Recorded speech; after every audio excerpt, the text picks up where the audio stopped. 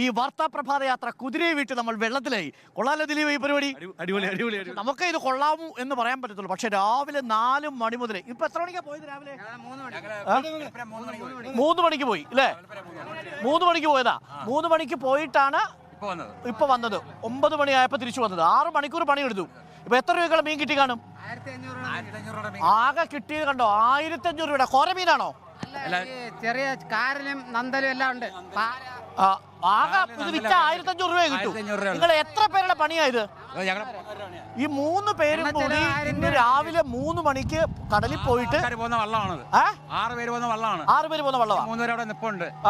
ഇനി അവരവിടെ പുറത്ത് കരയിൽ നിപ്പുണ്ട്. അവരെ അടുത്ത ഷിഫ്റ്റിൽ അവര് പോകേണ്ടതാണ് വൈകുന്നേരം. അവര് ഷിഫ്റ്റിൽ പോകണം. പക്ഷെ ഇപ്പൊ മീൻ കുറവാണോ?